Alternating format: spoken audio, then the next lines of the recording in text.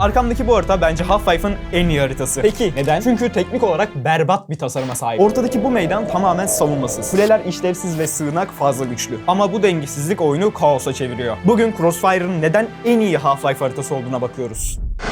Peki bu haritayı kim inşa etti? Bu harita Dario Caselli adında bir Valve tasarımcısı tarafından 13 Ocak 1999'da 1.0.0.8 yamasıyla hayatımıza girdi. Yani benim değil, bu videoyu izleyen abilerimizin. Ve aslında Crossfire Deathmatch için sıfırdan tasarlanmış bir harita değil. Dario Half-Life'ın hikaye modundaki Surface Tension haritasını almış. Burası güzelmiş. Hadi buraya 10 tane roket atar koyup insanları birbirine kırdıralım demiş. Yani aslında oynadığınız bu harita Valve'ın israf olmasın, bari multiplayer moda koyalım dediği bir geri dönüşüm projesi. İlk bakışta Crossfire, Cold Source motorunu kahverengi ve gri tonlarına boğulmuş standart bir deathmatch haritası gibi görünebilir. Ama yanılıyorsunuz. Bu haritayı anlamak için önce mimarisine bakmamız gerekiyor. Haritayı 3 ana bölgeye ayırarak inceleyelim. Avlu, binalar ve sığınak. Haritanın kalbi olan o geniş avlu. Burası haritanın toplam yüz ölçümünün %45'ini kaplıyor. Ama oyuncuların hayatta kalma süresinin en düşük olduğu yer. Avludayken sadece önünüze ve arkanıza bakmanız yetmez. Yukarıdaki pencerelere ve balkonlara da bakmak zorundasınız. İnsan gözünün görüş açısı yatayda geniştir ama dikeyde sınırlıdır. Crossfire sizi biyolojik sınırlarınızdan vuruyor. Avlunun tam ortasında durduğunuz an haritadaki spawn noktalarının %60'ından görülebilir durumdasınız. Meydan ne kadar açıksa bu sokaklarda o kadar dar ve boğucu. Koridor genişlikleri tam olarak iki oyuncunun yan yana geçemeyeceği kadar dar tasarlandı. Bu koridorların dönüş açıları 90 derece keskin. Bu da köşeden bakma mekaniğini imkansız kılar. Ya tam çıkarsınız ya da hiç çıkmazsınız. Geldik haritadaki en büyük açık alan olan helikopter pistine. Helikopter pisti sığınağın girişine ve üstüne tırmanılabilecek 2 tane topçu kulesine bağlanıyor. Bu kulelerin tabanları sığınağın dış kabuğunu oluşturuyor. Sığınağın girişine geldiğinizde sizi karşılayan ilk şey 4 adet sağlık cihazı. Lobiden çıkan bu koridorlar nöbetçi kulübelerine ve cephaneliklere bağlanır. Ama asıl olay bu buton. Butona basınca bir hava saldırısı başlatıyorsunuz.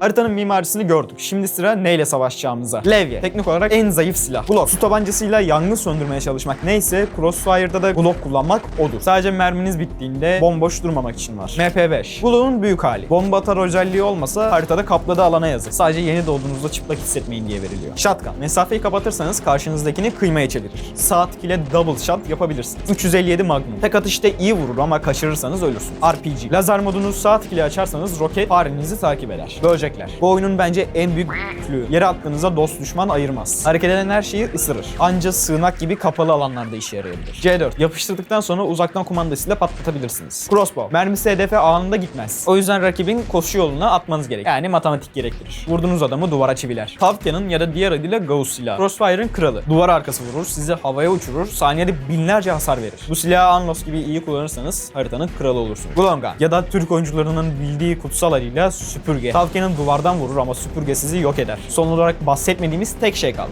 Mark 4 Heavy Suit. Bu sırf sadece sizi korumaz. Aynı zamanda sizi darlar. Sürekli konuşur. Bir yerden düşerseniz der. Canınız azalır